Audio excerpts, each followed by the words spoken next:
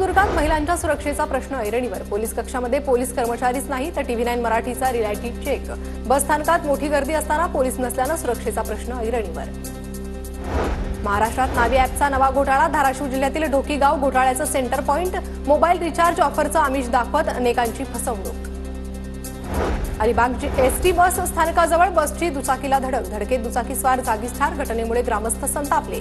ST bus सेवा बंद। बस स्थानकाला छावणीचं स्वरूप। जळगावच्या बाजारपेठेत टरबूजाची आवक मोठ्या प्रमाणात, मात्र टरबूजाला भावच नसल्याने टरबूज उत्पादक शेतकरी चिंतेत। लावलेला खर्चही निघत नसल्याने शेतकरी अडचणीत।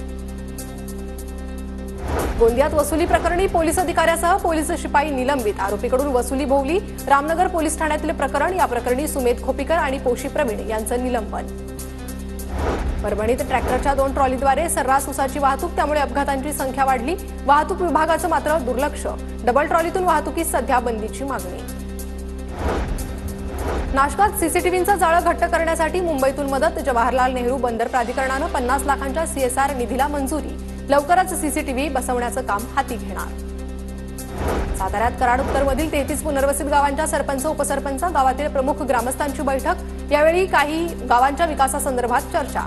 आराखडा तयार करून कामं मार्गी लावण्याच्या सूचना। सोलापुरात महाविद्यालयीन विद्यार्थिनीनं साकारलं विठुरायाचं अप्रतिम चित्र। प्राची खेवलेच्या कलाकारीनं सर्वांना भुरळ। दरम्यान मंदिर समितीकडून प्राचीचा सत्कार।